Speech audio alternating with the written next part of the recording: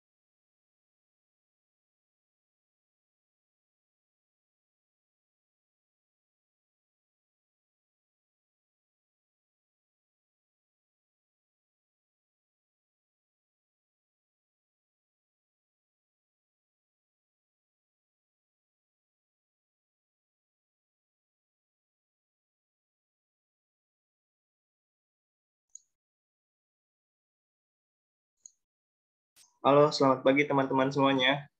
Mohon ditunggu sebentar ya teman-teman. Mungkin ada kendala teknis dari MC dan moderator ya. Mungkin boleh ditunggu sebentar lagi, mungkin sekitar 5 menit saja. Oke, mohon maaf ya teman-teman semuanya. Terima kasih.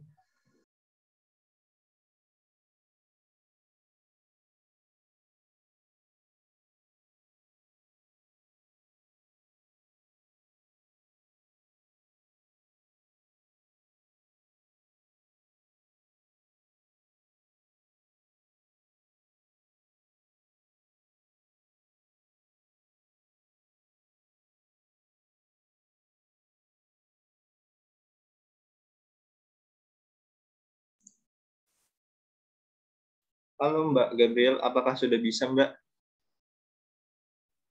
Halo, mohon maaf ya, tadi ada sedikit kendala teknis. Boleh kita mulai sekarang ya? Oke, boleh Mbak, silakan. Diambil alih saja. Terima kasih. Iya. Hai Sobat Kerja, selamat pagi. Selamat datang di webinar karir yang diselenggarakan oleh Job2Go dengan UMN. Perkenalkan, nama saya Gabriela yang akan memandu acara webinar live pada pagi hari ini. Webinar karir ini merupakan rangkaian acara dari Virtual Job Fair by Job2Go. Apa sih Job2Go itu? Job2Go adalah perusahaan yang bergerak di bidang teknologi yang mengkolaborasikan hubungan antara pencari kerja dan perusahaan. Di mana fitur-fitur unggulan Job2Go adalah yang pertama, pengguna dapat registrasi cepat hanya 3 menit, lalu pengguna bisa mencari pekerjaan di sekitar lokasi yang diinginkan. Sambil menunggu proses verifikasi profil, pengguna dapat menambah ilmu pengetahuan seputar dunia kerja di Job2Go Academy. Untuk informasi yang lebih lanjut, Sobat Kerja bisa follow kami ya di Instagram, yaitu @job2goid. Sebelum mulai, saya ingin menginformasikan bahwa bagi Sobat Kerja yang aktif bertanya, akan berkesempatan untuk memenangkan sesi karir klinik yang akan diselenggarakan pada tanggal 30 Oktober bersama HR berpengalaman kami. Pada karir klinik ini, Sobat Kerja bisa curhat tentang apapun yang berkaitan dengan karir dan pendidikan Sobat Kerja.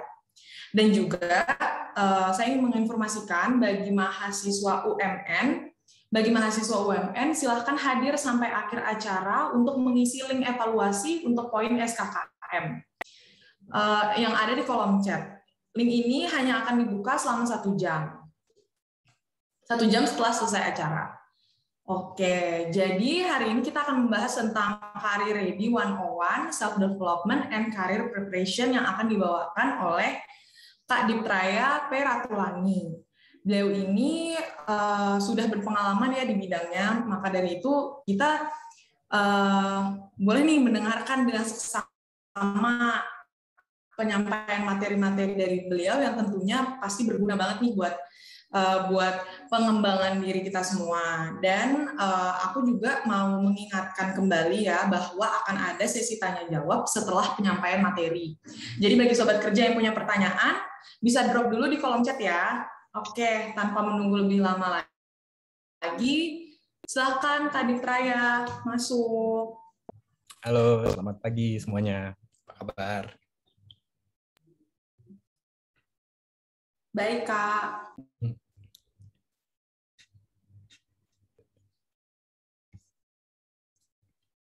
Mbak, sebentar aku ganti internet sebentar ya. Kayaknya internet aku juga agak pelan. Oke, Mas dipersilahkan.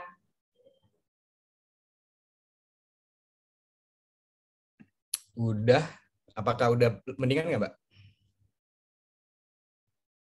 Sudah, Mas. Jelas, lancar. Ya. Baik, aku udah boleh mulai langsung aja? Boleh langsung dimulai aja, Mas. Baik, selamat pagi teman-teman. Terima kasih sebelumnya untuk UMN dan Job2Go yang sudah mengundang saya untuk berbicara di sesi pagi ini. Sebelumnya mau izin untuk share screen. Iya.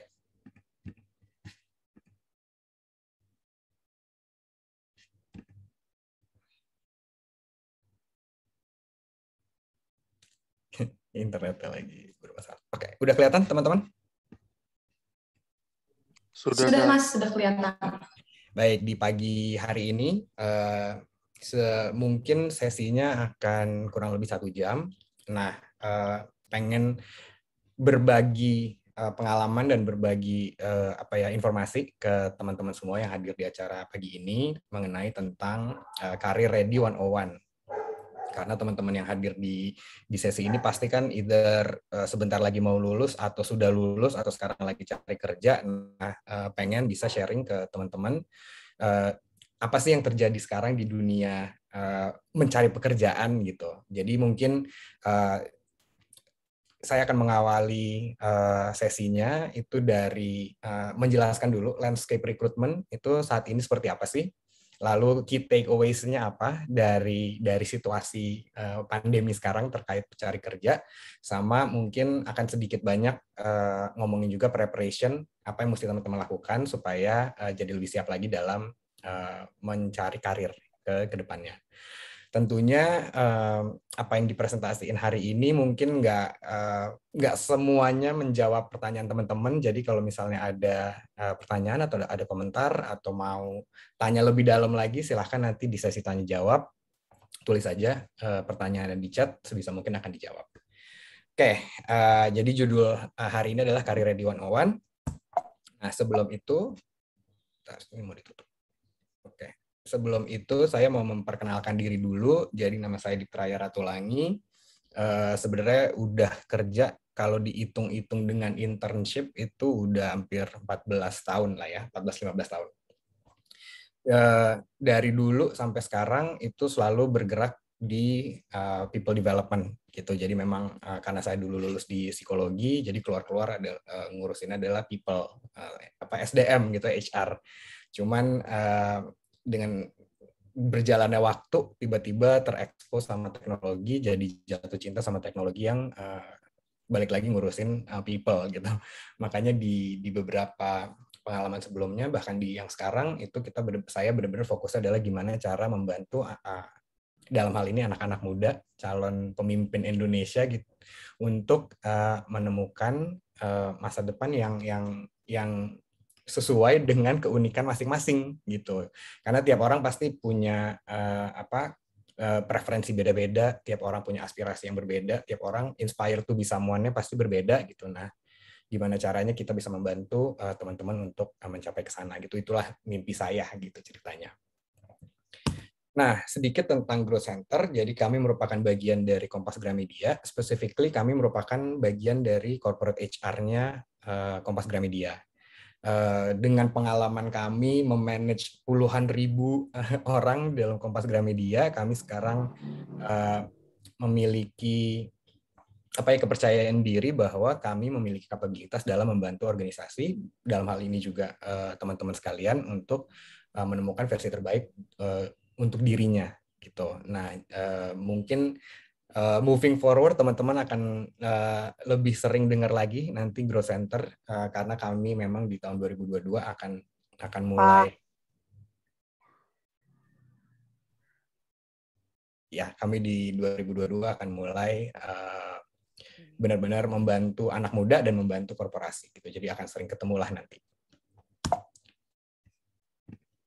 Nah, kalau kita ngomongin tentang landscape recruitment, jadi apa sih yang terjadi sekarang di dunia mencari pekerjaan, terutama di masa pandemi seperti sekarang.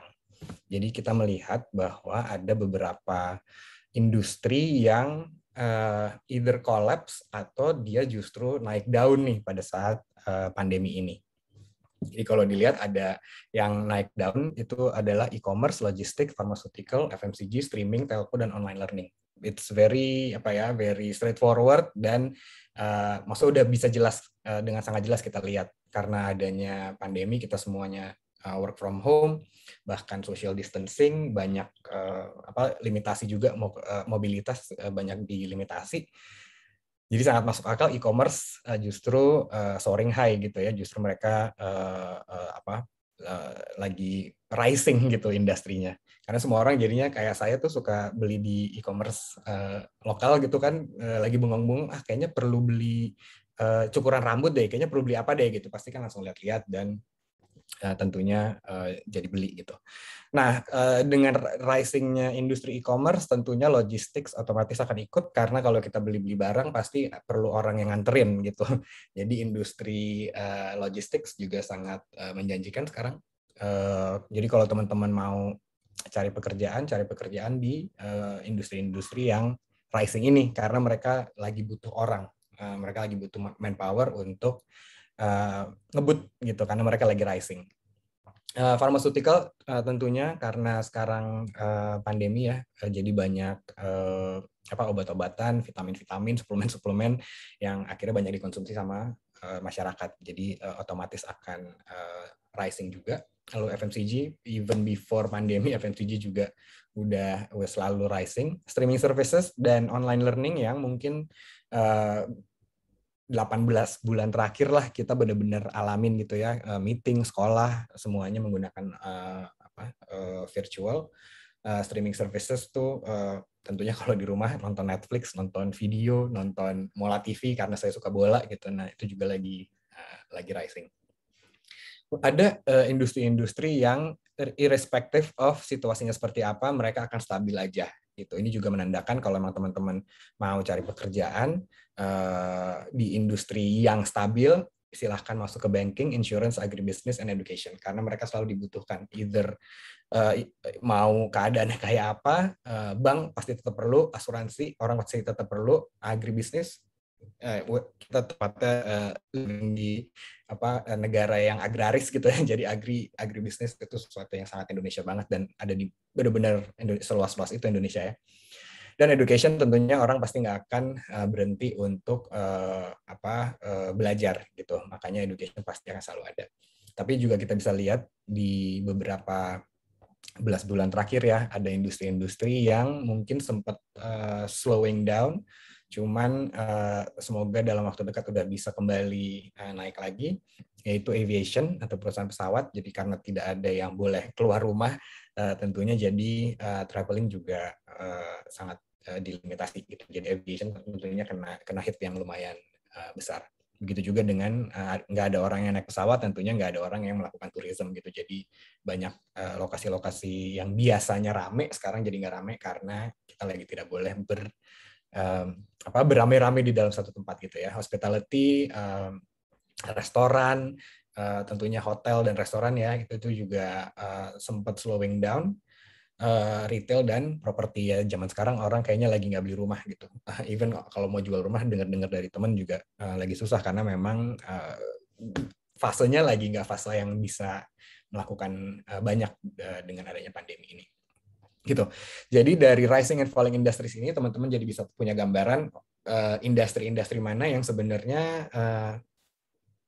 bukan layak ya, industri-industri mana yang sebenarnya probability untuk mencari pekerjaannya lebih besar gitu, karena satu, mereka lagi rising, mereka butuh orang, dua, banyak yang stabil dan mereka tentunya akan tetap butuh orang gitu, karena pasti perubahan bisnis juga banyak dilakukan oleh perusahaan-perusahaan, terutama untuk yang di kuning juga ya gitu. Banking sekarang going digital, insurance sekarang digital gitu, semuanya is going digital gitu. Jadi pasti mereka membutuhkan manpower tambahan gitu. Terkait dengan hiring priorities, karena adanya pandemi, tentunya sekarang perusahaan-perusahaan nggak bisa hire asal-asalan lagi gitu. Kalau dulu mungkin punya luxury itu untuk, udah deh kita hire yang banyak aja, semua orang nanti kita train gitu, supaya kita punya poolnya yang banyak.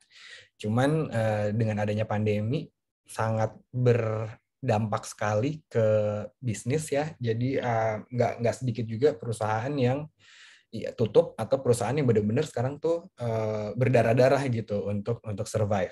Nah, dengan fakta itu pastinya kan perusahaan tidak akan asal-asalan. Jadi dia akan memprioritaskan orang-orang yang either udah profesional, udah ahli, udah pengalaman, atau orang-orang yang bisa memberikan value gitu. Kalau misalnya ternyata orang ini multi skill nih, dia bisa melakukan A, B, C gitu, itu mungkin probability-nya lebih tinggi. Kenapa? Karena yaitu perusahaan banyak yang harus survive, perusahaan banyak yang harus ngebut.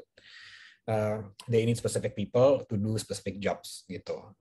Memang ada di awal-awal pandemi kemarin itu ada ada situasi di mana fresh grads jadi lumayan susah cari kerja karena fresh grads kan jumlahnya banyak banget gitu ya, dan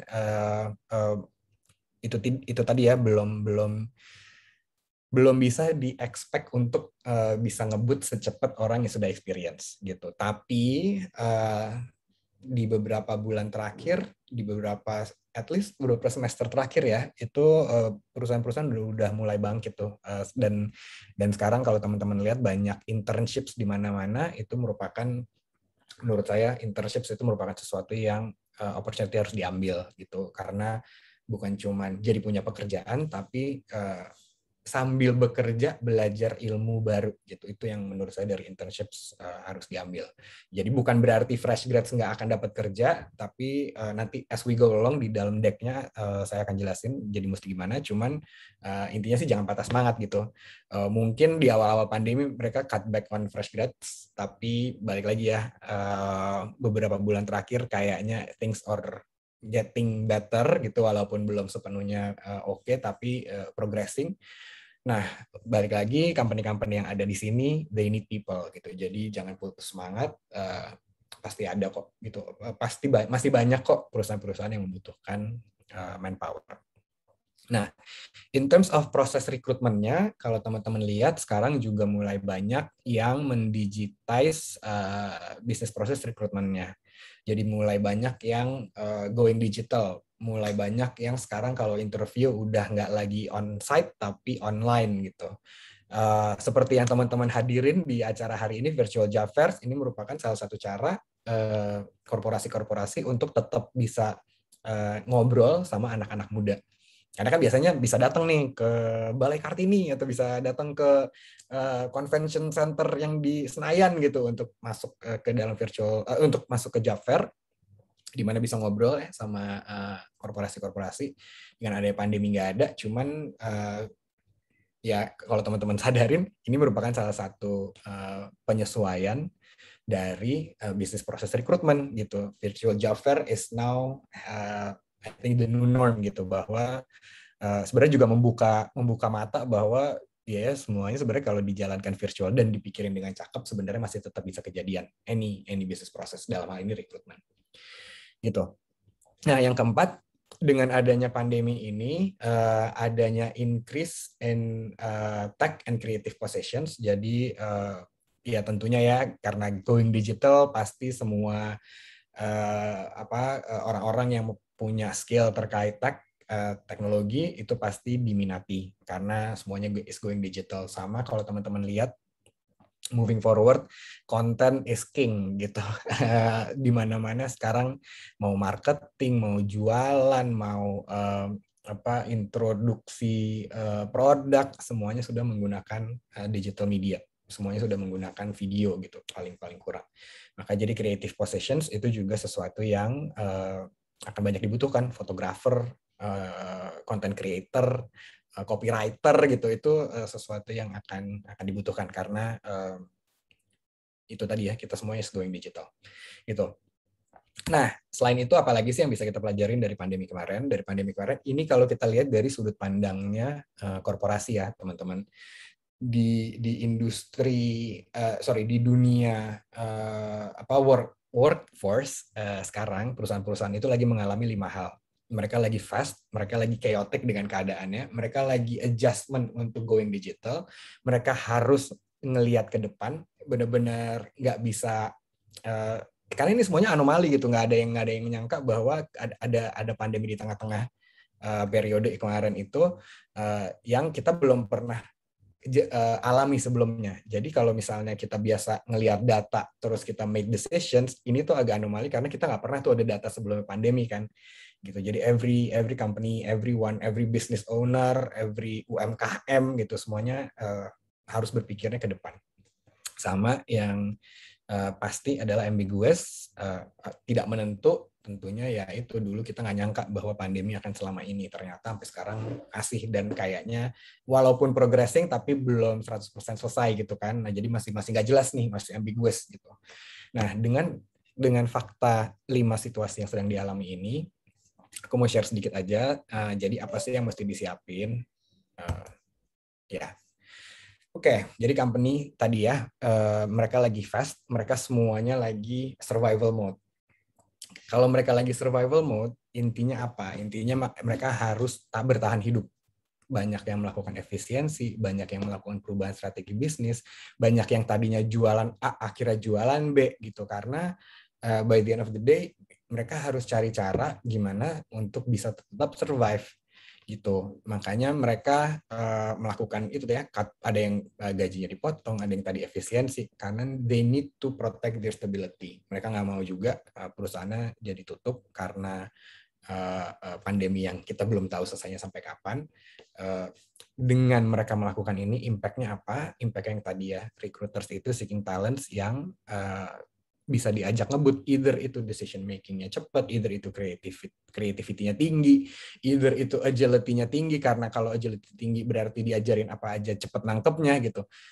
Jadi impact-nya adalah companies jadi more selective in hiring candidates gitu, karena benar-benar yang kebutuhan bisnisnya, oke, gue mau ngebut ke arah A nih, yang dibutuhkan untuk ke arah A tuh orang-orang seperti apa aja, A, B, C, D, E, F, G gitu. Nah, itu yang akan dicari.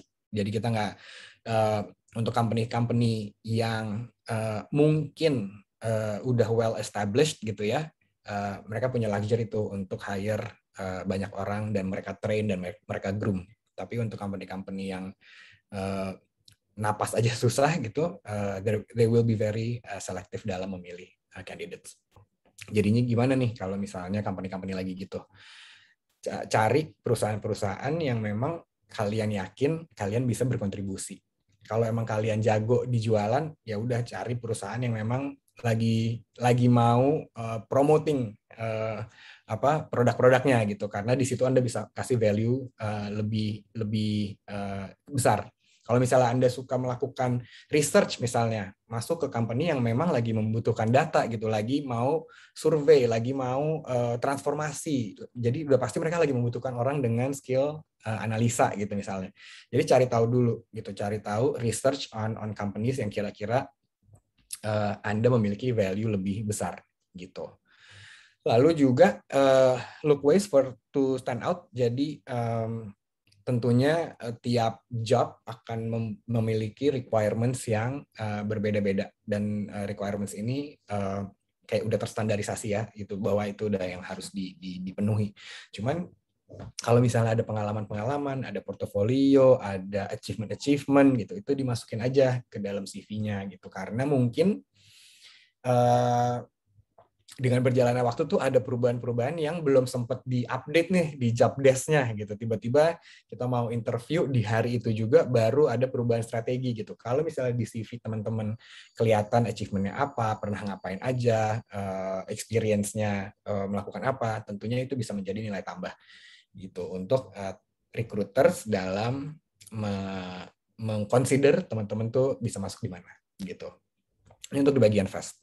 Untuk di bagian chaotic, seperti yang saya sampaikan sebelumnya di depan, every company, big and or small, itu semuanya harus transform. Artinya transform itu apa sih? Transformasi itu apa sih? Gitu. Transformasi adalah berubah dari melakukan cara yang kita biasa lakukan sebelum pandemi, itu sekarang definitely udah nggak working. Jadi mereka harus bertransformasi menemukan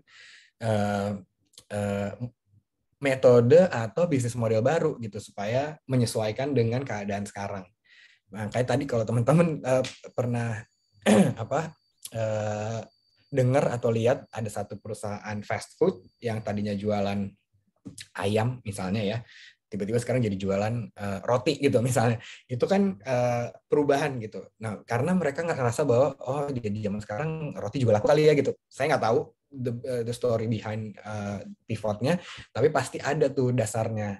Tapi ada dasarnya dan itu menunjukkan bahwa they are transforming gitu. Mereka ngelihat ada opportunity, mereka ngelihat bahwa di zaman sekarang dengan adanya pandemi nih, kayaknya we need to do something else. Dan mereka melihat jualan barang yang lain itu sesuatu caranya, which is fine. Every company is doing it. Every company is looking for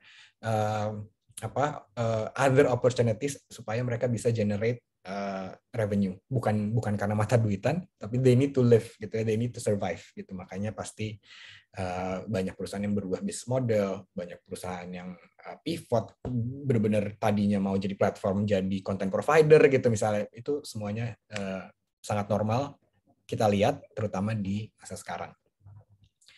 Tadi sebenarnya ini sama aja ya. Jadi impact-nya apa sih recruiters or seeking talents yang tadi sebenarnya udah saya sampaikan, kreatif, agile, very punya growth mindset gitu. Karena orang-orang dengan tipe-tipe seperti itu yang bisa membantu organisasi untuk ngebut tadi gitu. Bahkan saya pun bekerja dengan beberapa anak muda gitu ya di kantor. Kalau berdasarkan dari pengalaman ya, seneng banget tuh kalau misalnya ada intern atau ada anak baru yang lagi ngobrol-ngobrol, tiba-tiba dia ngeluarin ide-ide yang belum pernah kita pikirin sebelumnya. Walaupun menurut dia kayaknya idenya jelek deh, tapi belum tentu gitu, karena mungkin dari ide itu bisa menginspire other ideas gitu ya. Makanya senang tuh kalau misalnya kita bisa tahu kandidat-kandidat atau orang-orang yang apply ke kita itu mereka bisa kasih added value apa aja gitu. Makanya untuk teman-teman harus punya growth mindset, harus bisa adjustable dalam arti openness to change, karena tuh tadi ya teman-teman situasinya lagi nggak menentu, kayaknya untuk mikir idealis itu agak susah di zaman sekarang. We have to be flexible enough karena ini tuh nggak normal gitu, keadaan yang sekarang tuh nggak normal. Jadi kita harus benar-benar bisa se-fleksibel itu untuk adjusting dengan situasi. Semakin gampang kita adjust, semakin gampang kita untuk mikir kita harus berbuat apa gitu. Karena kita at least kita udah tahu nih adjustment apa yang mesti kita buat, jadi kita mesti ngapain gitu ya. Yang perlu di-highlight juga bahwa innovation and creativity itu sangat penting. Jadi kalau saya boleh encourage teman-teman ikut sesi-sesi kayak webinar yang sekarang, baik di acara ini maupun di acara-acara lain, perbanyak knowledge, ilmu-ilmu sebanyak mungkin, karena dengan kita tahu banyak hal, kita jadi tahu option apa aja yang sebenarnya bisa kita pakai atau bisa kita jadikan arahan. Kalau yang kita lihat cuman itu aja, kita nggak tahu sebenarnya di luar sana seperti apa gitu. Jadi expose diri teman-teman ke banyak hal, karena itu bisa inspire, kayaknya saya pengen belajar skill ini deh, kayaknya gue bisa nih ngerjain ini gitu. Itu tuh yang pengennya yang pengennya ada di teman-teman semua. Oke, kalau tadi fast and chaotic, teman-teman juga teman-teman juga pasti sadar tadi ya di deck slide-slide awal juga udah disampaikan, everything is going digital. Artinya apa? Artinya kita mulai mesti terbiasa untuk nggak gaptek. Intinya sih gitu. Intinya adalah jangan gaptek. Kalau misalnya sekarang teman-teman masuk ke sebuah perusahaan, udah pasti semua pekerjaannya itu akan menggunakan media digital. Baik itu buat meeting seperti Zoom sekarang, atau Microsoft Teams, atau Google Meet gitu yang biasa pakai untuk meeting, atau untuk beberapa perusahaan ada performance management system di mana nyatet kegiatan yang teman-teman kerjain tiap hari gitu. Itu udah pasti akan menggunakan teknologi. Jadi bukan berarti Anda harus tahu semuanya, tapi at least ngerti aja gitu. Ini fungsinya buat apa, kira-kira benefit yang bisa diambil apa, supaya bisa maximize ini gimana gitu, supaya pada saat teman-teman nanti masuk ke dalam dunia kerja nggak kaget lagi bahwa semuanya sudah terdigitalisasi. Gitu. Jadi what do you have to do? Tadi ya, memperbanyak digital literacy-nya. Lagian generasi kalian tuh kayaknya bukan generasi yang cocok untuk jadi gaptek gitu ya, karena kayaknya teman-teman lahir tuh udah di dunia internet gitu kan. Jadi seharusnya udah nggak boleh tuh yang namanya gaptek. Lalu ikut ke beberapa job portal karena banyak sekali platform sekarang yang menawarkan mencari kerja secara virtual, itu didatengin aja gitu, karena ya sama kayak logikanya sih sama kayak memancing aja ya gitu. Kalau misal lempar jala sebanyak-banyaknya, masa nggak ada sih yang nyangkut gitu. Jadi kalau menurut saya sih, if you are that serious, if you are that persistent in getting a job, ya mau nggak mau semua cara mesti dilakukan gitu. Jadi explore any possibilities. Sama mungkin ini juga yang sesuatu yang paling penting, nanti mungkin aku jelasin juga di slide-slide berikutnya. Zaman sekarang digital footprints itu sangat penting loh teman-teman. Di beberapa klien yang waktu itu pernah meeting dengan saya, requirement-nya adalah saya mau tahu dong anak ini di sosial medianya itu seperti apa. Terus kita yang kayak, oh oke, kenapa ya gitu, kok pengen tahu? Ya saya pengen tahu dia penyebar hoax apa bukan, saya pengen tahu dia kalau di dunia maya seperti apa, saya mau tahu lifestyle gimana gitu. So your digital footprints itu sekarang mulai dicek loh teman-teman. So make sure apapun yang Anda tampilkan itu tidak membuat nama Anda jelek, intinya gitu. Jadi please think twice before you post gitu, karena bisa jadi itu bisa dilihat lah sama perusahaan gitu. Oke, selain digital tadi companies or looking forward, kalau kita enggak ya we will be left behind tentunya gitu ya. Nah, ini ada research yang waktu itu kita temukan di internet, bahwa 94% of business leaders mereka mengharapkan employee itu bisa dengan cepat mengambil atau belajar skill baru dari yang tadinya hanya 65%. Kenapa? Tentunya udah pasti gara-gara pandemi semuanya jadi berubah, tapi ini juga menunjukkan bahwa keadaan tuh sih setidak menentu itu loh, karena yang dibutuhkan dari orang bukan certain skill, tapi yang dibutuhkan dari orang adalah kemampuan mereka belajar hal yang baru. Jadi menunjukkan bahwa keadaan setidak menentu itu, kita harus bisa siap kapanpun dikasih pekerjaan baru, kapanpun dikasih challenge baru, ya kita mesti siap gitu. Kita mesti ngerti nih, oke, gue dapat informasi dari mana ya, gue bisa nanya siapa ya gitu. Kayak gitu-gitu tuh perlu di internalize gitu, karena new skills pasti akan terus bermunculan. Kalau kita nggak up to date, kita akan ketinggalan. Kayak ini contoh yang paling gampang banget dan membuat saya takjub adalah sekarang ada profesi yang kerjaannya fotoin makanan untuk nanti dimasukin ke aplikasi Gojek supaya orang bisa pesen gitu kan, supaya orang bisa beli. 5 tahun yang lalu kita nggak kepikiran akan ada orang yang kerjanya cuma di foto-foto makanan, tapi sekarang jadi laku banget loh gitu. Itu kan skill baru ya, gitu. Itu skill yang kita nggak pernah sangka bahwa akan menjadi penting gitu. Jadi balik lagi sebenarnya nyambung sama yang sebelumnya, expose yourself to a lot of new skills, karena bisa jadi satu, Anda menjadi tertarik, dua, there's opportunity untuk going that path gitu. Kalau kita terekspos sama banyak hal. Makanya talents are required to keep up to date with the current trends sama skill yang dibutuhin. Kalau kita tahu, oh zaman sekarang tadi ya misalnya, zaman sekarang semuanya kreatif industri, perlu orang yang kreatif nih, bikin konten, bikin copywriting, bikin blog dan segala macam. Ya kalau kita tahu arahnya ke sana dan ternyata ada yang kita suka, dan persuade gitu, belajar deh gitu, perdalam deh gitu, karena apapun yang kita senang, apapun yang kita suka, pasti belajarnya lebih enak dibandingin sesuatu yang kita nggak suka kan gitu logikanya. Jadi level up yourself untuk stand out. Tadi ya, saya ngerti ini, saya tahu kok tentang cryptocurrency misalnya Anda mau apply ke financial institution gitu misalnya, atau saya udah ngerti nih sekarang teknologi HR yang paling baru menurut saya itu begini gitu. Kalau kayak gitu-gitu tuh bisa jadi nilai plus pada saat nanti teman-teman joining a certain company. Yang paling penting juga adalah understand your strength and your potential, supaya teman-teman jadi tahu sebenarnya dengan kapasitas dan potensi dan kemampuan saya sekarang, itu saya cocoknya kerja di industri yang mana. Saya cocoknya kerja apa gitu. Understand it gitu. Discover Anda orangnya seperti apa, dan understand supaya Anda tahu terarah nih. Kayak misalnya, ini contoh paling gampang ya, dulu saya pengen jadi arsitek.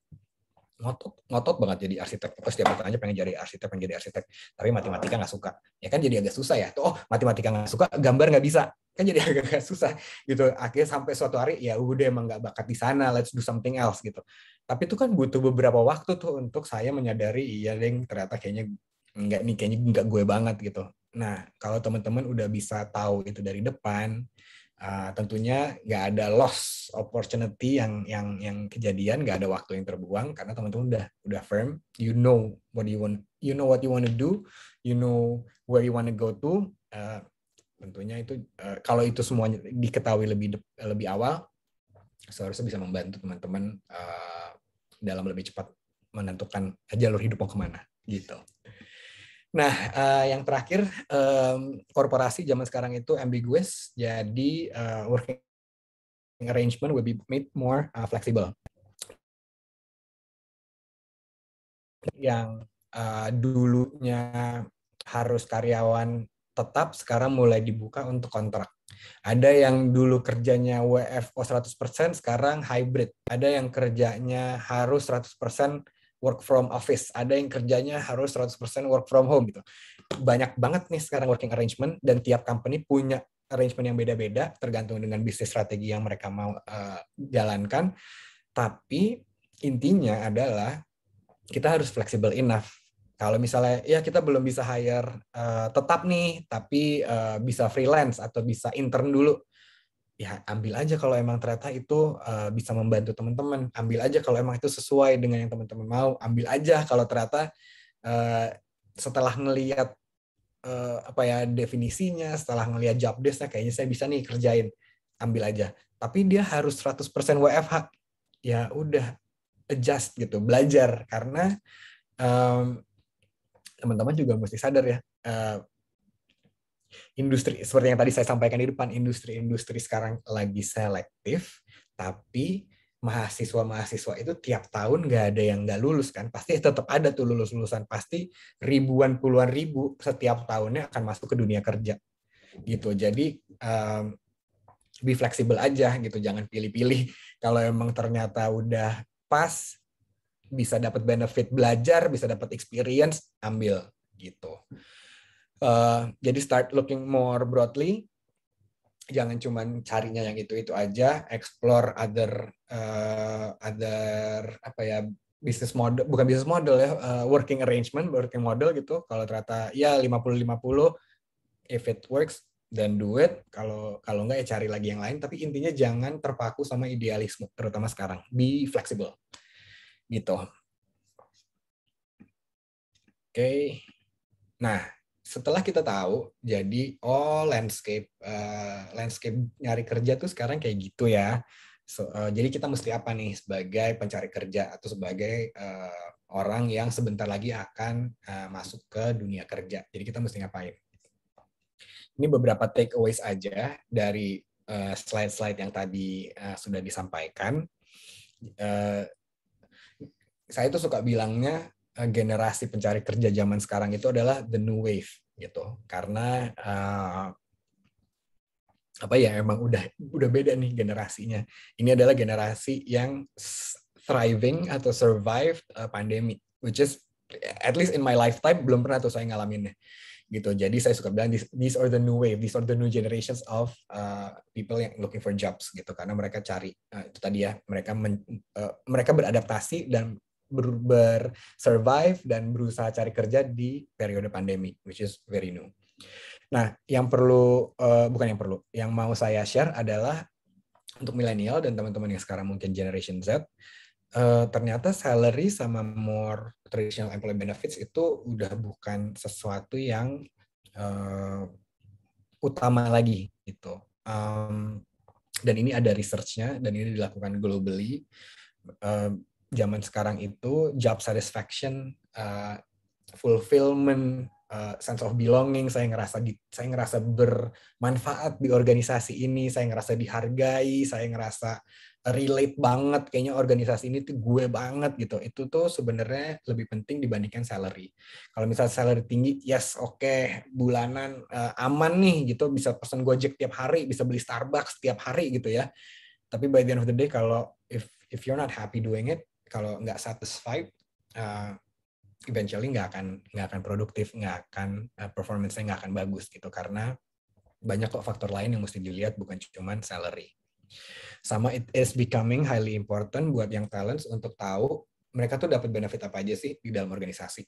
Jadi teman-teman kalau misalnya nanti cari kerja kan pasti ada interview. Pada saat interview, satu, teman-teman research dulu ya di company itu seperti apa terkait dengan benefits yang bisa didapat. Zaman sekarang perusahaan-perusahaan besar udah pasti akan kasih tahu tuh di career site-nya what you will get kalau misalnya kerja di kita. Nah, itu dicari tahu. Karena benefits itu penting, balik ke yang nomor satu ya, benefits itu bukan cuma finansial, tapi other benefits, career development, career path, apakah gue bisa dikirim training ke luar negeri gitu misalnya. Itu tuh juga penting gitu. Jadi kalau misalnya Anda tahu di depan, Anda jadi lebih yakin dalam applying to a certain job. Sama kalau saya boleh saranin, pilih pekerjaan yang memang secara visi dan misinya itu sesuai atau align atau cocok atau searah gitu dengan visinya teman-teman. Karena kalau Anda kerja di perusahaan yang sevisi sama visi personal Anda, itu udah sangat kompatibel dong, berarti, karena apa yang personally pengen Anda capai dan apa yang professionally Anda akan capai itu align. Nah, the more compatible itu your personal and professional vision, the more passionate you will be in doing a certain job. Dan nggak ada yang bisa ngalahin passion in doing jobs. Bener deh, kalau emang teman-teman suka and you're very passionate in doing something, hasilnya udah pasti akan luar biasa. Karena you will give all your attention, all your focus, all your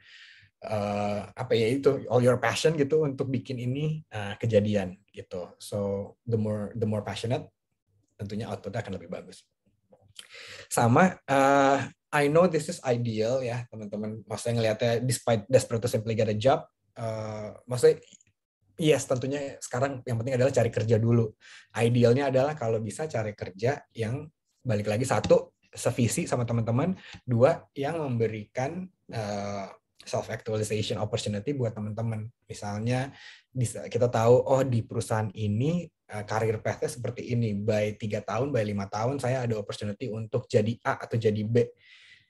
Itu tuh teman-teman perlu tahu, karena kan jadinya, kayak dengan punya petanya, teman-teman jadi punya bayangan, saya akan jadi seperti apa in 5, in 10, in 15 years gitu. Kalau misalnya itu tahu, tentunya sangat membantu. Dan dilihat, again, it's not about salary, it's not about how big gaji teman-teman, tapi it's about seberapa banyak sih ilmu-ilmu yang bisa gue dapat dari melakukan pekerjaan ini. By the end of the day, kalau Anda mengerjakan dengan passion dan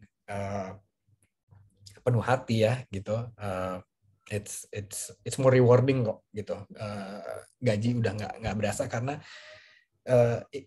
insentif atau impact lain yang teman-teman lakukan tuh lebih besar, lebih mahal harganya dari sekedar gaji yang teman-teman dapat gitu. So if be passionate with what you do. Kalau belum tahu passionnya apa, discover gitu. Banyaklah platform sekarang yang bisa ngebantuin teman-teman untuk cari tahu what is my passion, what is my inspiration, aspiration gitu. Itu dipakai gitu karena akan sangat membantu. Nah, in terms of hiring tadi ya, everything is chaotic, everything is fast forward, ambiguous. Jadi mesti gimana? Tenang aja teman-teman, recruiting will be more important karena balik lagi ya, tadi ada industri-industri yang rising, jadi mereka akan butuh manpower. In a way, you matter more gitu. Anda tuh masih penting kok gitu. Pencari kerja itu masih penting karena ada rising industries yang ternyata dengan pandemi dia pivot, dia ganti strategi bisnis, sekarang jadi jalan nih strategi bisnis yang baru. Tentunya akan butuh orang-orang dengan a different skill set gitu, karena kan strategi baru pasti membutuhkan orang-orang dengan skill-skill yang baru. Nah, tentunya makin banyak lapangan pekerjaan lagi yang nantinya bisa kelihatan. Nah, ini yang tadi saya sampaikan, companies are building profile on you. Jadi mereka tuh sekarang, dan ada beberapa provider yang mereka bisa mengambil analytics dari your social media. Ada satu platform yang bisa tahu Anda itu sentimennya di media sosial positif apa negatif. Ada yang bisa tahu Anda tuh tendensi menjadi influencernya berapa persen gitu. Itu tuh sekarang udah canggih banget loh platform-platform. Jadi they are looking at you. Makanya be extra careful with what you say or do in social media karena itu bisa menjadi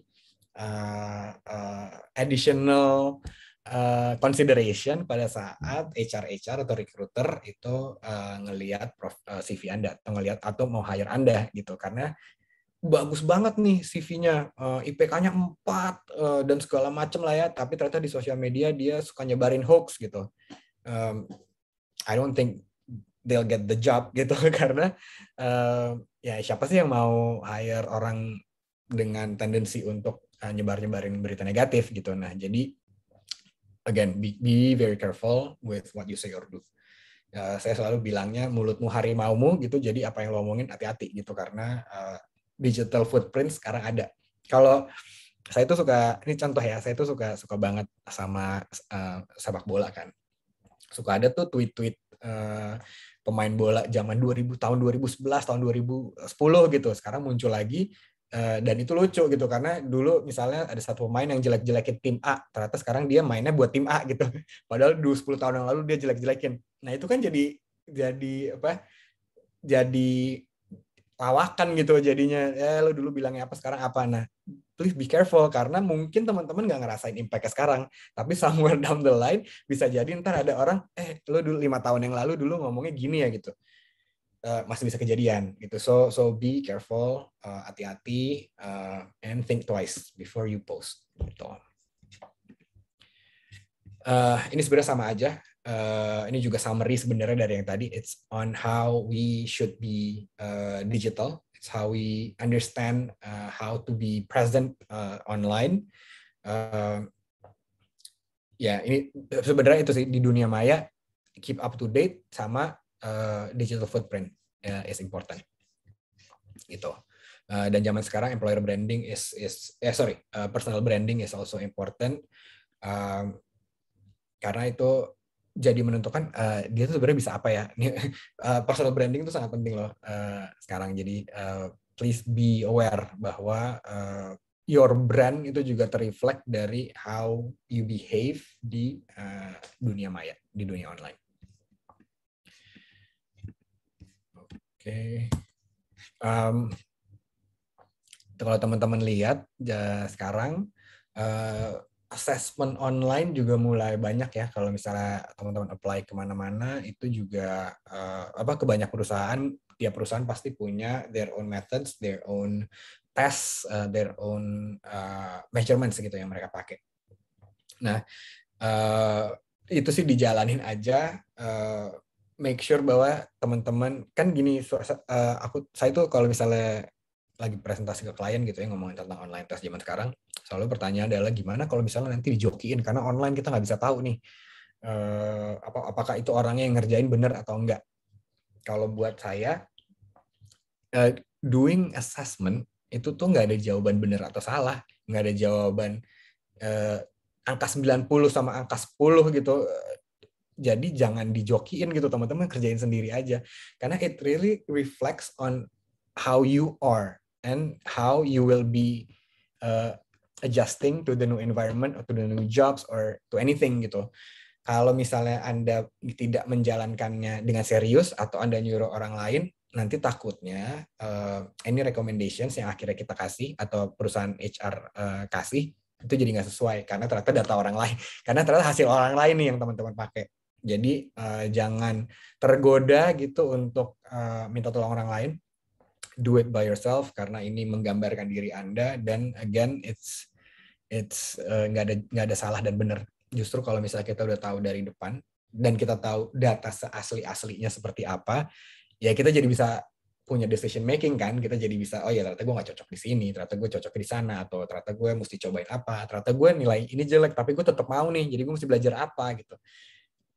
Itu kan tetap teman-teman bisa lakukan. Yang penting adalah cari tahu dulu tuh, jalanin dulu tuh tes-tes sebanyak-banyaknya, so you know baseline-nya ada di mana, teman-teman tahu mau mencapai kemana, dan teman-teman tahu apa yang mesti dikembangin gitu.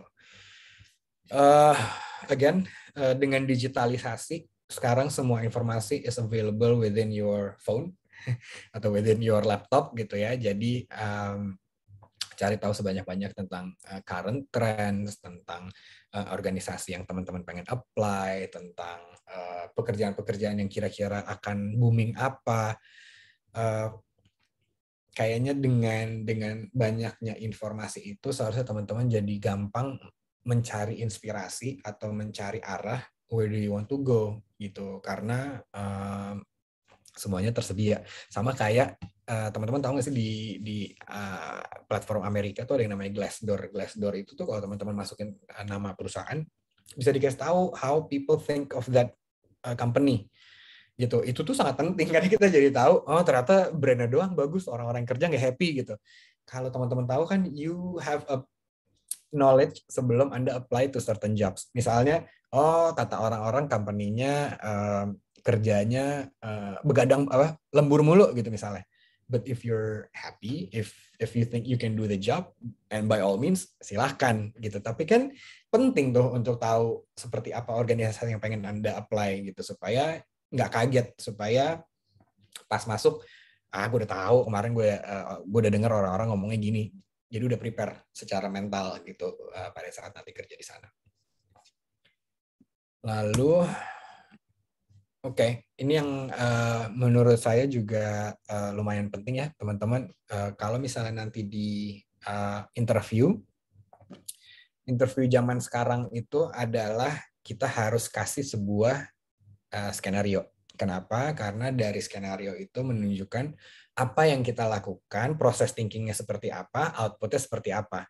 Kalau misalnya interview ada pertanyaan tentang sesuatu, jawabnya kalau bisa adalah kalau pertanyaannya ini, this is what I would do, karena kalau gue melakukan ini apa hasilnya. Atau gue pernah nih dulu ada kejadian seperti ini, yang gue lakukan adalah A, outputnya adalah B gitu.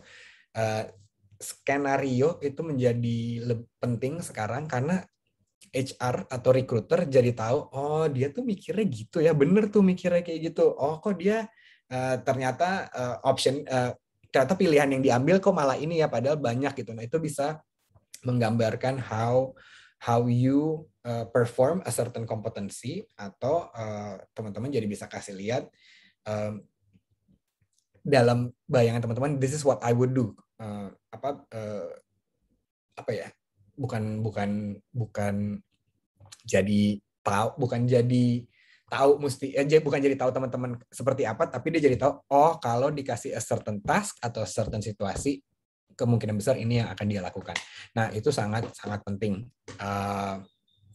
supaya si recruiter jadi punya gambaran, oh this is seru juga ya nih orangnya karena ternyata dia dulu pernah melakukan ini, outputnya gini gitu. Satu, itu memberikan perspektif lain tentang diri teman-teman. Yang kedua, kalau ternyata dari cerita teman-teman relate sama problem yang si recruiternya lagi punya, itu justru jadi additional added value gitu. Jadi jangan cuma ngomong tapi jangan cuma ngomong tapi kasih bukti what you did untuk menyelesaikan suatu masalah gitu. Nah, lalu ini juga pesan yang ya buat saya sih personal ya, ini benar-benar datangnya bukan by research, ini datangnya dari my observation sama my experience. Zaman sekarang university degree itu nggak cukup karena university degree itu sekarang is just the standard gitu ya. Orang kalau mau cari kerja, mayoritas perusahaan pasti akan ngeliatnya lulus kuliah apa enggak gitu kan. Nah, jadi semua orang udah pasti akan lulus kuliah gitu. Setiap tahun puluhan ribu mahasiswa masuk ke dunia kerja. Jadi banyak nih university graduates yang akan berkompetisi sama teman-teman untuk ngedapetin pekerjaan. What do you need to do adalah perbanyak portofolio, perbanyak experience, perbanyak pengalaman belajar gitu, karena dengan makin banyaknya knowledge, makin banyaknya informasi, makin banyaknya skill yang teman-teman punya, employers jadi punya a clear picture, oh dia bisa ini gitu. Apalagi kalau teman-teman punya multi skills ya gitu, misalnya ternyata jago jualan tapi juga jago analisis data gitu misalnya, itu kan jadi bisa kepake banget nanti si recruiter, oh kayaknya kalau misalnya nggak cocok di business development mungkin dia bisa jadi data analis nih gitu. Semakin banyak skill yang teman-teman punya, semakin banyak opportunity juga buat skill-skill tertentu nyangkut ke job-job tertentu gitu. Jadi understand your strength, balik lagi yang seperti saya sampaikan di depan, discover, cari tahu teman-teman seperti apa. Banyak kok sekarang portal-portal yang menyediakan assessment atau alat tes yang bisa memberikan teman-teman gambaran on where you are, atau teman-teman seperti apa, atau cocok kayak apa gitu. Itu dijalanin aja. Again, keep up to date with the current trends dan skill-skill yang dibutuhkan, and selalu terbuka untuk belajar hal-hal yang baru. Oke, nah kalau tadi kita udah ngomongin landscape recruitment, landscape cari kerja itu seperti apa yang teman-teman mesti lakukan. Sekarang kita ngomongin tentang how to prepare untuk mencari karir yang pas buat teman-teman. Gitu. Nah, kami itu percaya ada 3 dimensi kalau kita ngomongin tentang career preparation. Yang pertama adalah decision making, planning, sama confidence.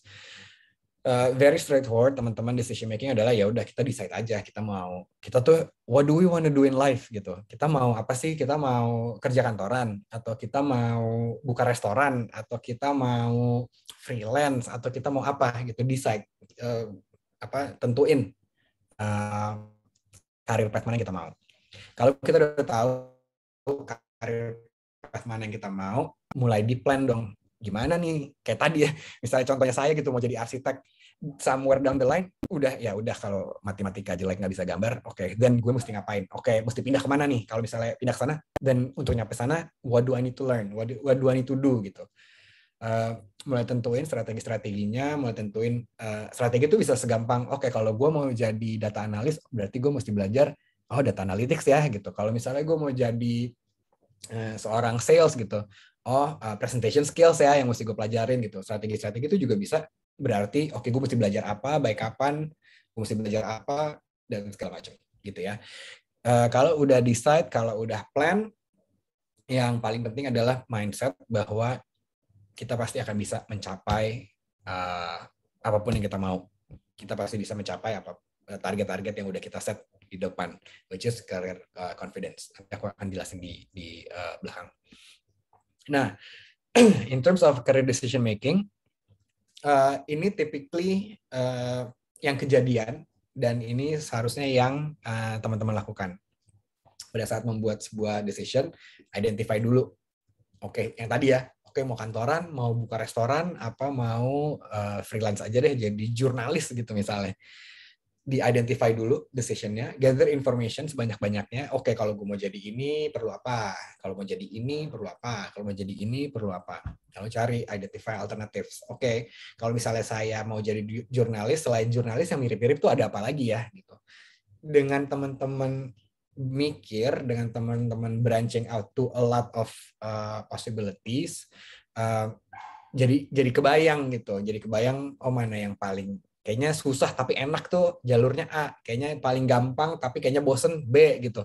Nah, kalau you map out semuanya itu, teman-teman jadi punya gambaran. So it's easier for you untuk weigh the evidence gitu. Kalau misalnya udah identify alternatifnya, weigh the evidence. Weigh the evidence tuh kalau di contoh arsitek, saya mau jadi arsitek tadi, weigh the evidence, ya nilai matematika jelek, gue nggak bisa gambar gitu ya. Ya udah dong. Kalau gitu jadi gue mesti gimana nih? Then choose new alternative, then take action. Oke, gue udah tahu gue mau jadi orang HR yang gue mau jadi orang HR yang ngurusin teknologi gitu misalnya. Ya udah, then take action. Oke, gue mesti apa? Gue mesti belajar apa? Gue mesti ngambil kelas apa? Gue mesti apply di mana gitu. And every once in a while proses ini pasti akan berjalan lagi karena at some point in life pasti kita akan nge-review our decision.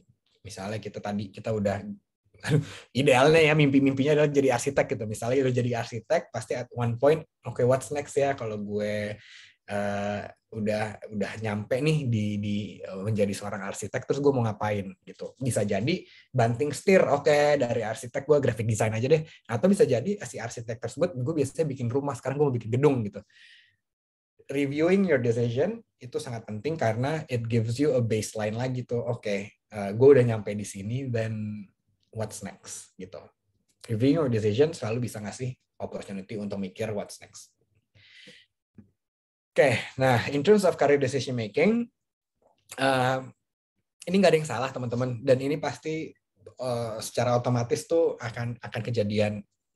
Tujuan dari adanya slide ini adalah I want you guys to be aware pada saat Anda mendecide sesuatu, Anda tuh decide-nya based on apa gitu. Karena yang paling ya nggak mau bilang ini paling benar, nggak mau bilang ini paling salah gitu. Cuman kalau for me personally, I would think logical, objective appraisal sama selection. Oke, jadi yang logis itu apa sih? Kalau gue ngambil kerjaan ini, apa sih yang bisa terjadi? What is the benefit for me? Kira-kira gue bakal susahnya di mana gitu. Jangan yang no thought gitu, ya udah deh gue ambil aja gitu. Atau yang intuitif.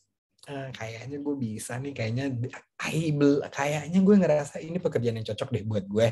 It's all based on intuitive atau it's based on emotional. Oh dulu bokap gue seorang pilot, jadi gue maunya jadi pilot lagi gitu. Cause I love my dad so much gitu misalnya ya. Ya nggak apa-apa juga, cuman aware aja proses thinkingnya teman-teman tuh. Aduh, kayaknya gue bener-bener intuitif deh nih gitu. Ini bener nggak ya? Duh, kayaknya gue terlalu sayang nih mau bokap gue jadi apa-apa. Kayaknya gue pengen jadi pilot. Bener nggak sih itu? Sesuai nggak sih gue? Do I have the capability? Do I have the passion gitu untuk jadi seorang pilot? Itu yang mesti dilihat. Ini cuma kasih awareness aja ke teman-teman. Kalau misalnya nanti membuat decision making, please make sure you are aware bahwa semuanya udah dipikirin, nggak pakai emosi, nggak pakai intuisi, nggak ditunda-tunda gitu. Intinya ini sih teman-teman gitu. Itu career planning.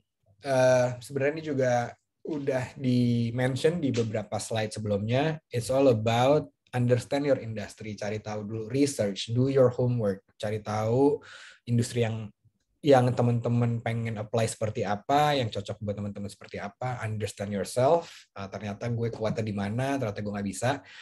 Sama belajar yang paling efektif adalah kalau kita belajar dari orang lain. At least teorinya gitu ya. Dan saya sih percayanya gitu. Saya lebih senang ngobrol karena kalau ngobrol tuh banyak yang bisa ditangkap. So spend time with people yang udah berhasil. Misalnya mau jadi venture capitalist gitu, ya udah temenan sana sama orang-orang visi, ngobrol tuh gitu. Visi tuh ngapain aja sih? How do you decide sebuah startup tuh worth di invest atau enggak? Tuh gimana sih gitu? Spend time aja, karena dengan Anda spend time, you will get the vibe. Teman-teman tuh jadi tahu, oh gila kerjanya gini ya gitu.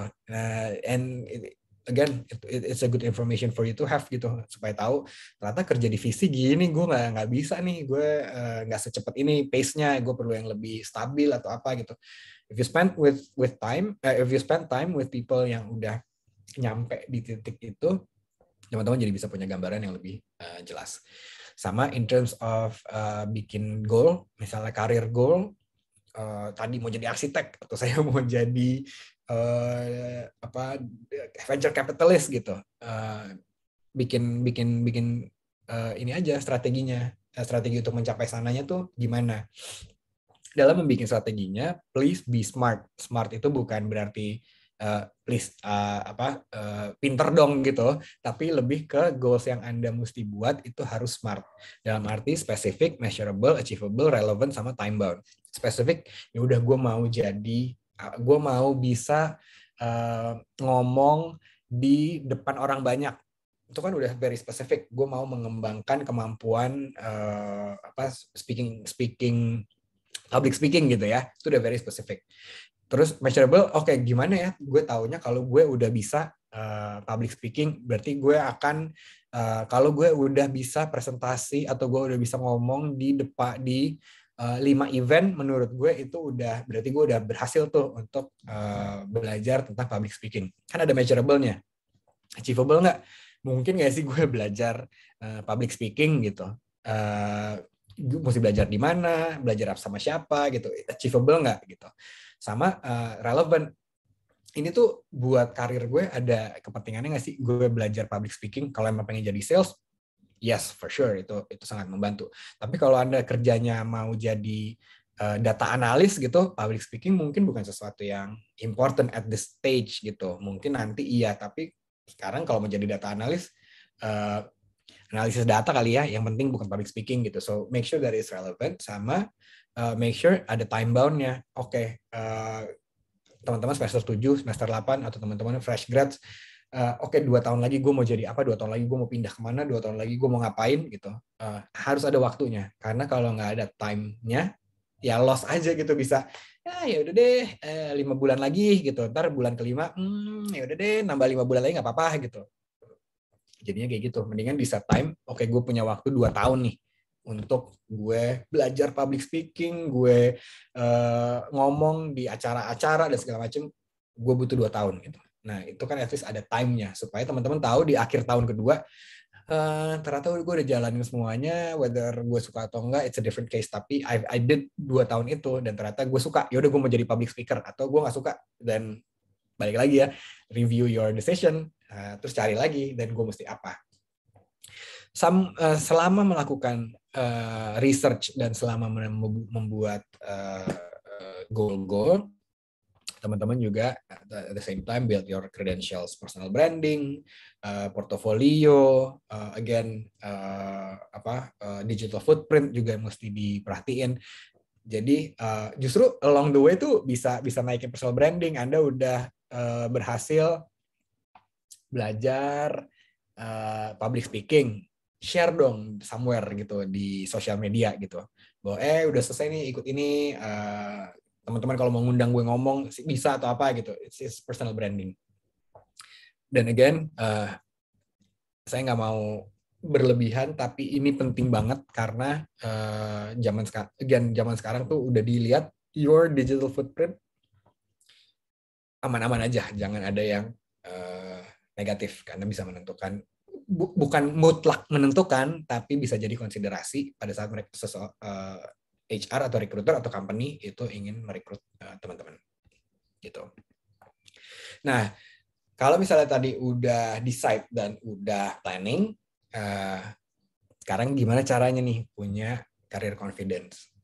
Untuk punya career confidence, formulanya adalah Anda harus punya passion-nya. Gue pengen banget melakukan sesuatu gitu.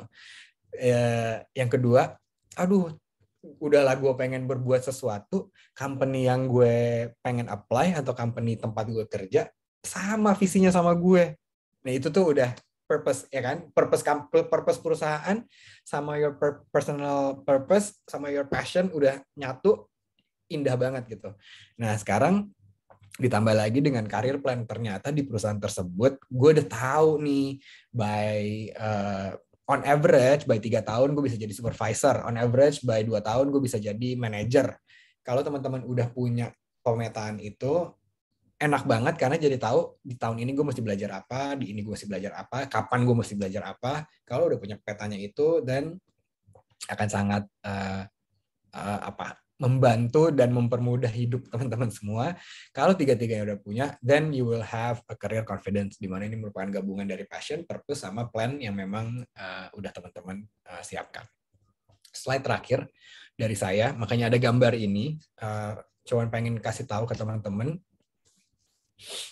ideally atau indahnya dunia kalau kita bisa menemukan our ikigai, our purpose gitu. Intinya adalah kita tuh mau ngapain sih di dunia ini.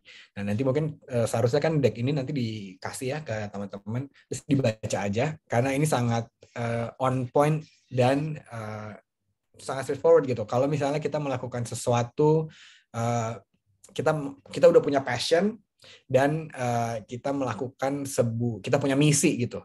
Ya udah, this is what you will do, delight and fullness but no wealth, karena kita passion sama mission. Kalau kita mau ngejalanin pekerjaan sama menggabungkan sama vocation, comfortable tapi feeling emptiness gitu.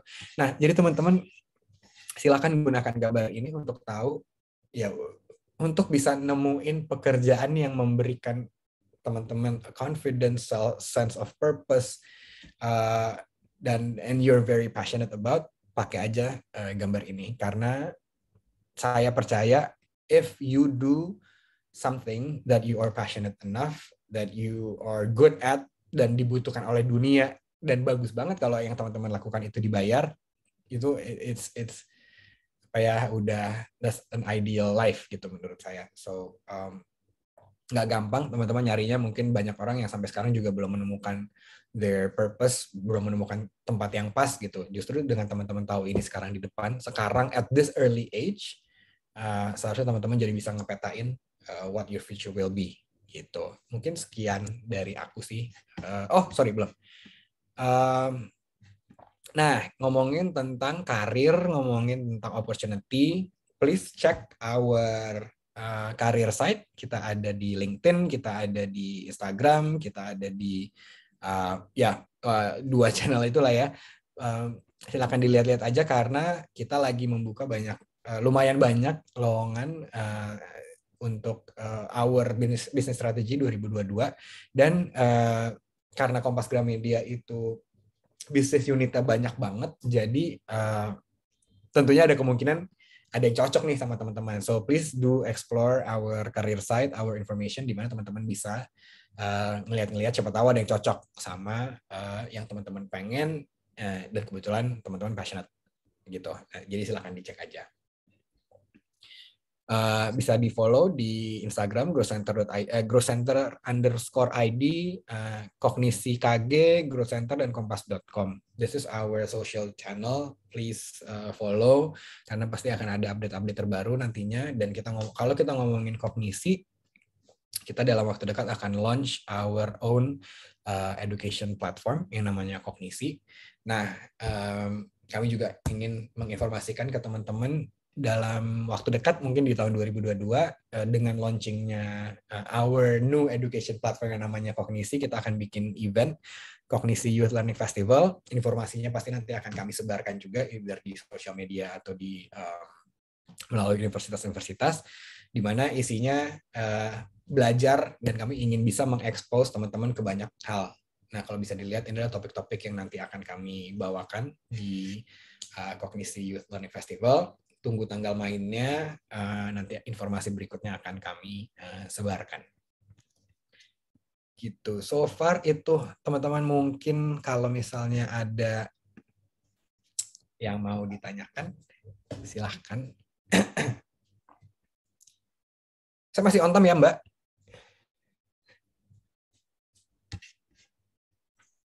Masih, Mas. Oke. Mungkin kalau ada pertanyaan teman-teman kita udah bisa masuk sesi tanya jawab ya, Mas Nyoman. Iya benar, Mas. Untuk moderatornya boleh Mbak Mei atau Mbak Gabriel? Boleh, Mbak?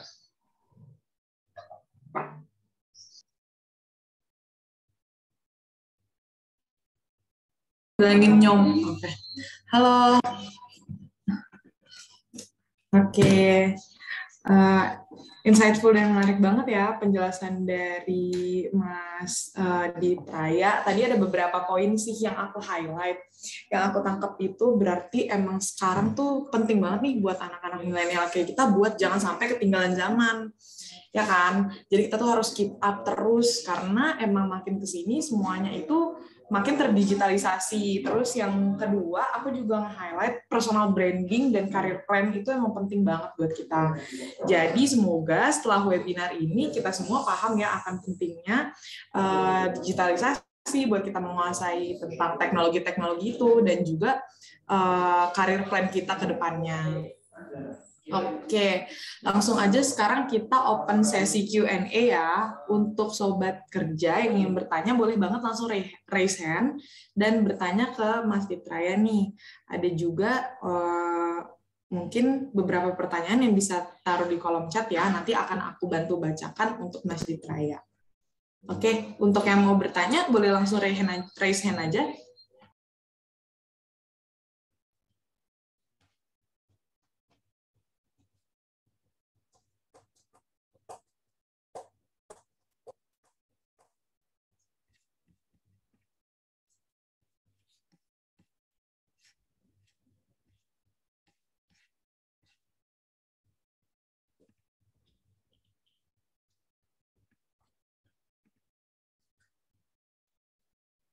Mungkin kalau ada yang kurang jelas di penjelasan deck-nya bisa tanya juga.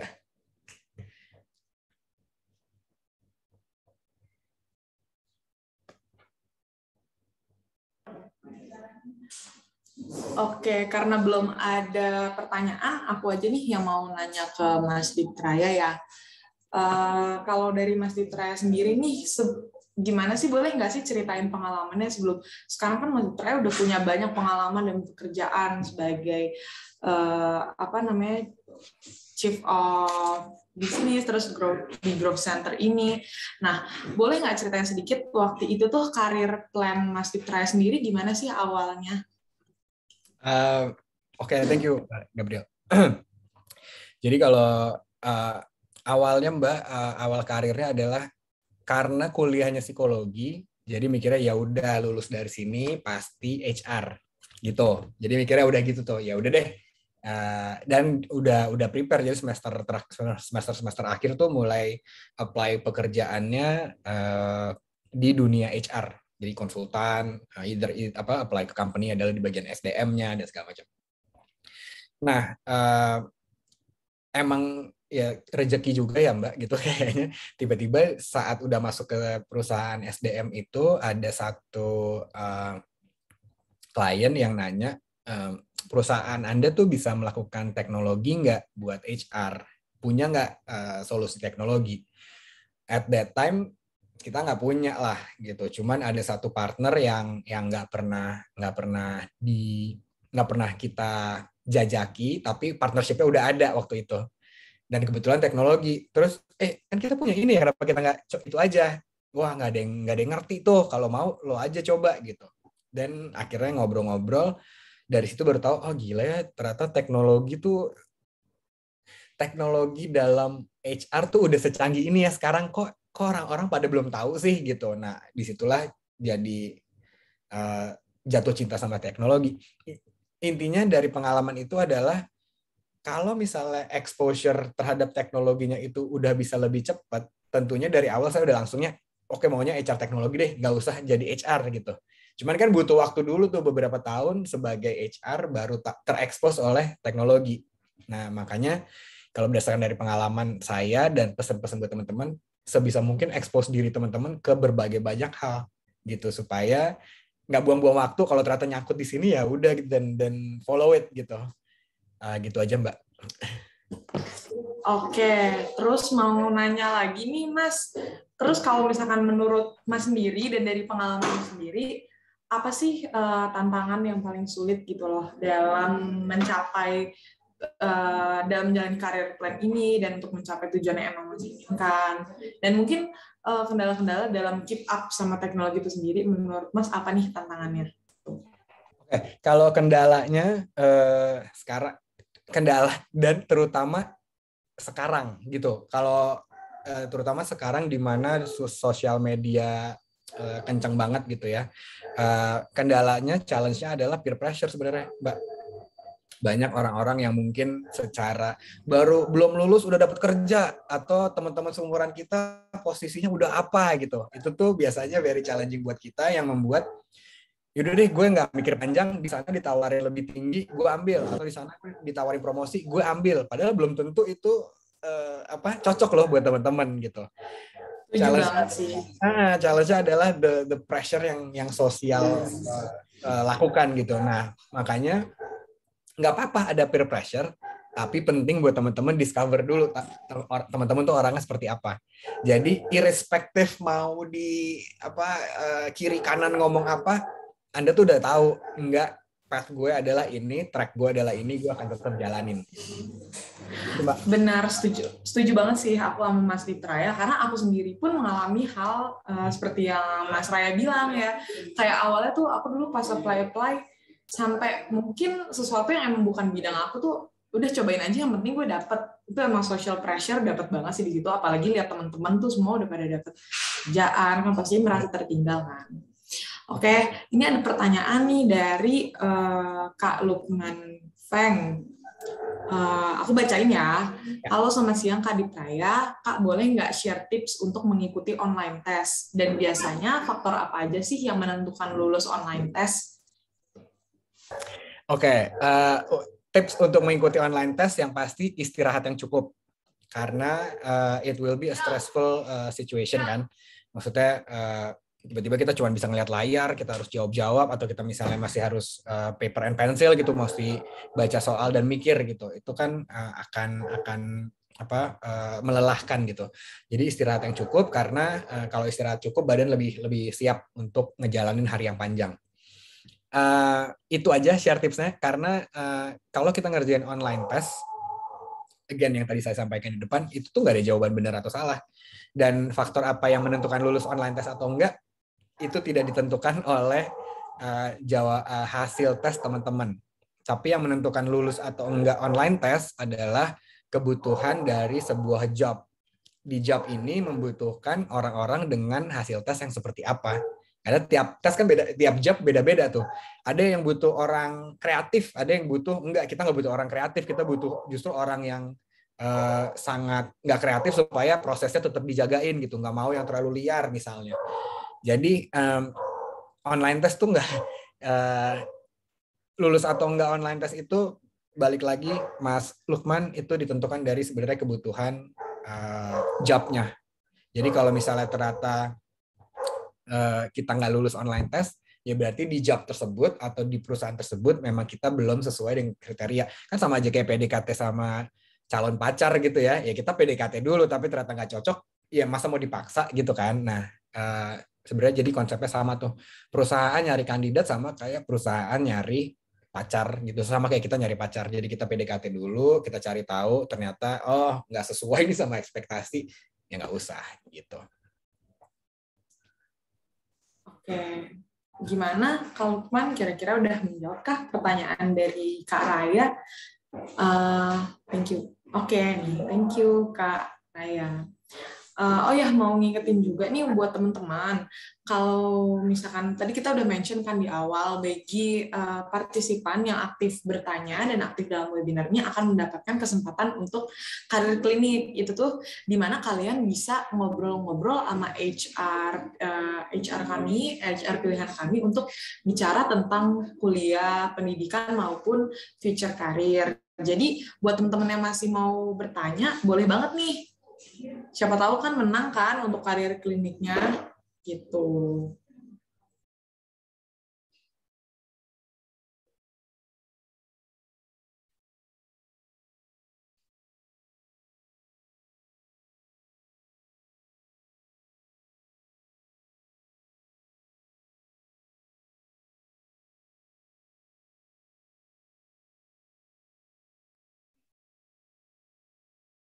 Mungkin kayaknya udah nggak ada ya.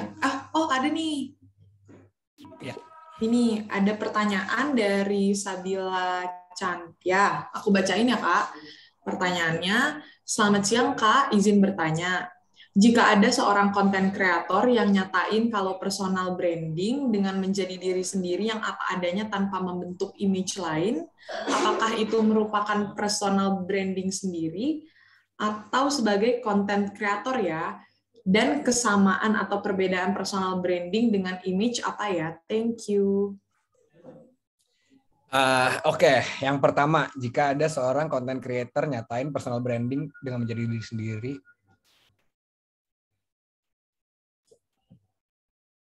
nah, untuk menjawab pertanyaan itu Mbak Sabila Cantia, sebenarnya balik lagi yang mau ditampilkan adalah content creating-nya. Misalnya si content creator ini ya, yang mau dia jadikan personal branding adalah konten kreasinya atau dia sebagai content creator gitu. Kalau misalnya, karena beda. Kalau misalnya mau menampilkan personal branding adalah iya saya seorang content creator dalam membuat sebuah konten, this is what I do, ini referensi saya dan segala macam. Atau dia mau membrandingkan konten-konten yang dia hasilkan. Ini loh konten saya terkait ini, konten saya terkait ini. It's two different thing gitu. Satu adalah brandingin the product atau the output, satu adalah brandingin dirinya mereka sendiri. Nah, bedanya personal branding sama image apa? Kalau menurut saya pribadi, image itu adalah sesuatu yang given. Image adalah how people perceive kita tuh orangnya seperti apa. Itu adalah image. Personal branding adalah gimana caranya kita pengen image kita dilihat. Personal branding is something that we can control. Image adalah something yang given. Ya orang ngelihat dia tuh orangnya gitu loh gitu karena image-nya seperti itu. Tapi personal branding is beda sama image. Jadi kalau mau disingkat Mbak Sabila, image adalah output, personal branding adalah something yang bisa kita kontrol gitu. Personal branding adalah image seperti apa yang pengen orang kita personal branding adalah image seperti apa yang kita pengen orang-orang lihat. Kalau image adalah udah yang orang-orang lihat gitu. Semoga menjawab Mbak Sabila.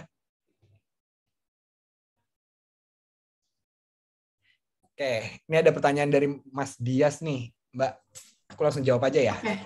Iya, langsung jawab boleh. Tips menemukan passion dan purpose. Nggak ada tipsnya, Mas. Tapi kalau bisa belajar dari cerita yang tadi ya, untuk nemuin purpose sama passion, mungkin explore sebanyak-banyaknya, explore sebanyak-banyaknya, titik gitu. Karena saya kayak misalnya kalau misalnya sharing my passion and purpose, dulu ya itu tadi kan pengennya cuma kerja HR aja, pengennya membantu organisasi menjalankan proses rekrutmen, proses learning, proses assessment dengan lebih baik, nggak salah-salah dan segala macam. Cuman seiring berkembangnya pekerjaan dan makin banyak terekspos sama banyak hal, tiba-tiba jadi ketemu bahwa kalau misalnya kita udah ngerti ya tentang gimana cara orang mengembangkan diri. Sekarang gue juga tahu ya ternyata teknologi tuh bisa melakukan banyak hal. Dengan terekspos dua hal itu tuh jadi my passion and purpose adalah sekarang my passion adalah pengen membantu orang banyak, my purpose adalah memberikan dampak buat orang banyak. Nah, itu baru ketemu di 5-6 tahun terakhir gitu. Jadi nggak bisa kasih tips juga Mas gitu, karena menurut saya Mas Dias itu juga butuh waktu yang lama buat saya menemukan my passion and purpose.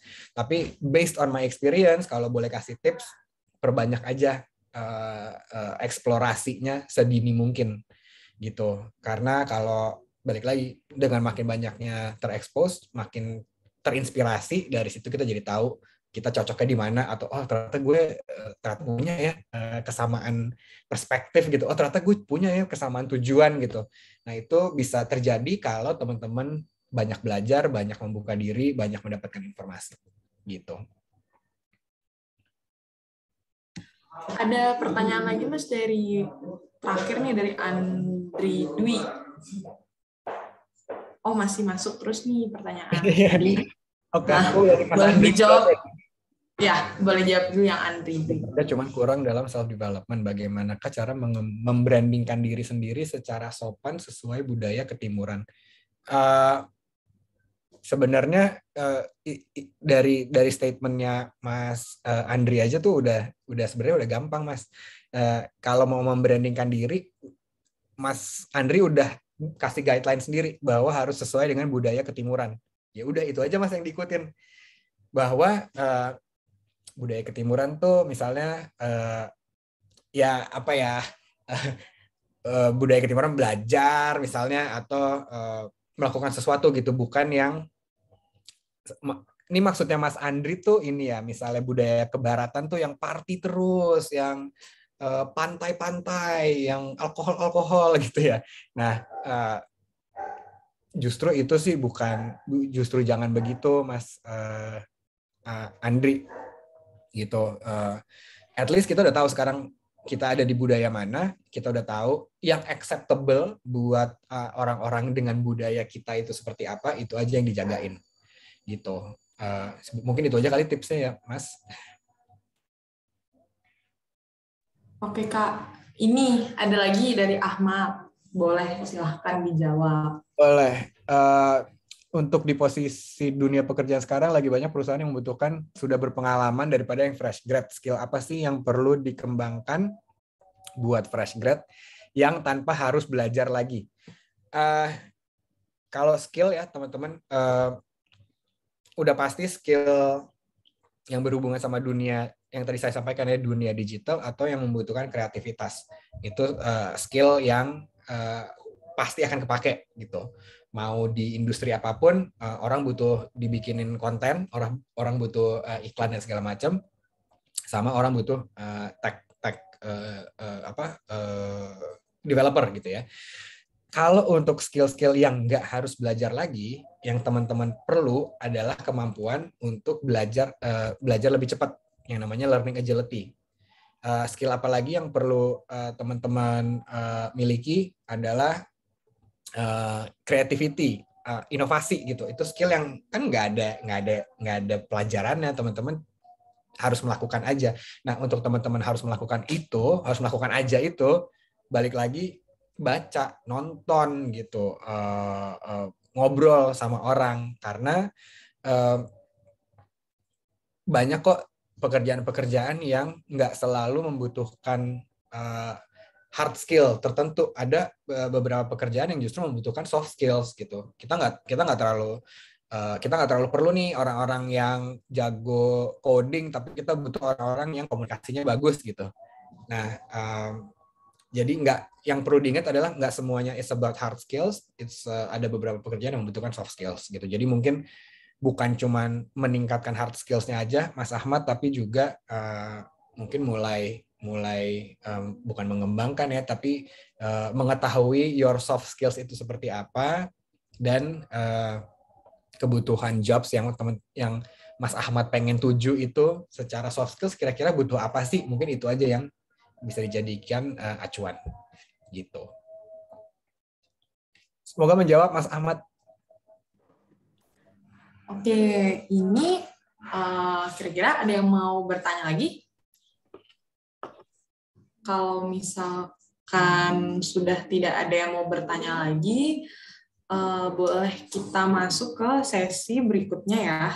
Kira-kira mau ada yang bertanya lagi nggak? Oke.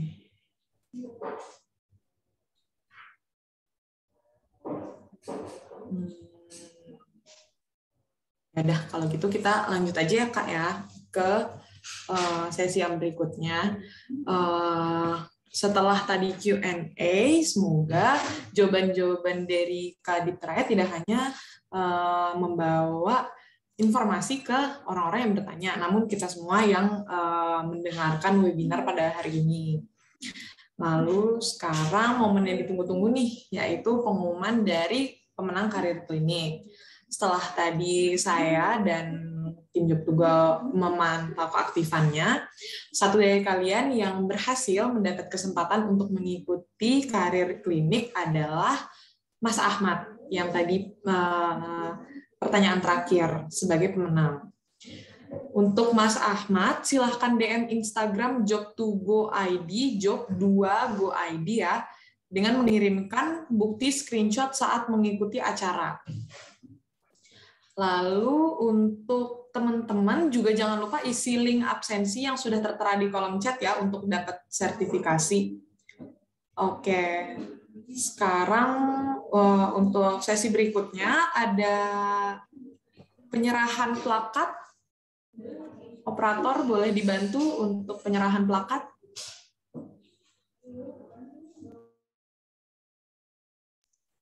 Oke, boleh Mbak.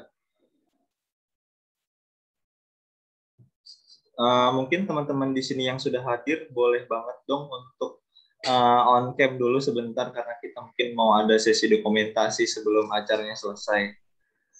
Boleh ya teman-teman? Ini aja. Minta tolong ya teman-teman on cam kameranya.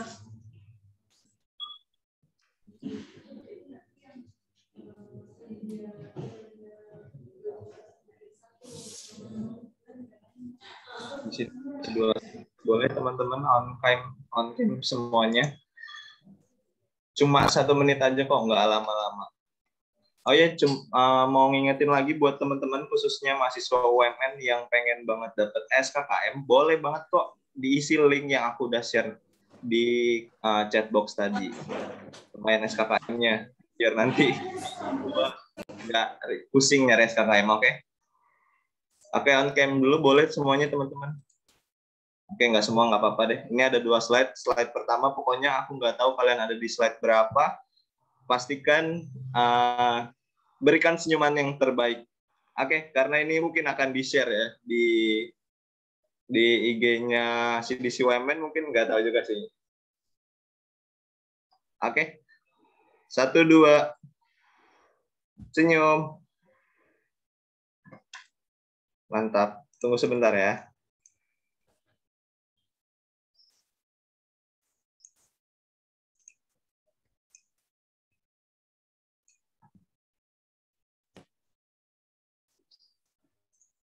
Oke, slide selanjutnya teman-teman. 1, 2, di.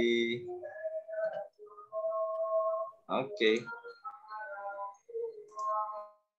Oke, sudah teman-teman. Terima kasih atas senyumnya selama 1 menit ini. Boleh di off cam lagi boleh kok, nggak apa-apa teman-teman. Oke, aku akan balikin lagi ke Kak Gabriel. Boleh Kak Gabriel, silakan. Oke, kalau gitu kita sudah sampai di akhir acara ya.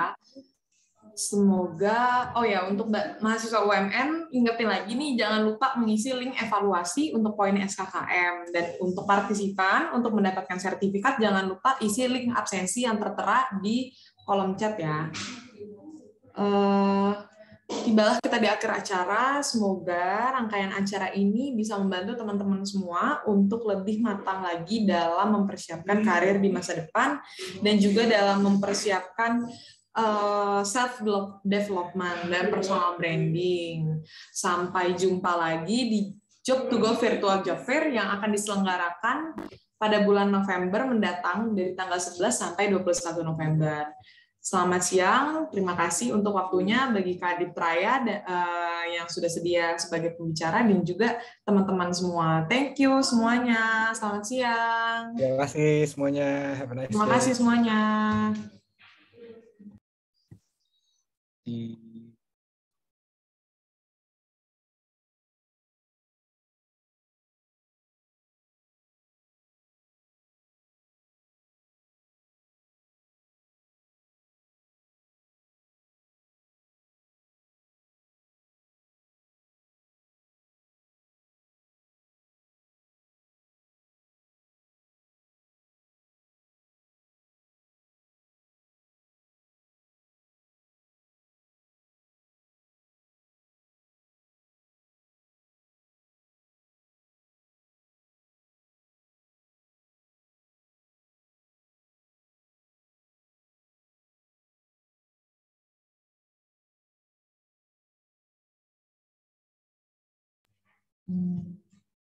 Terima kasih semuanya untuk kerjasamanya. Aku izin leave ya.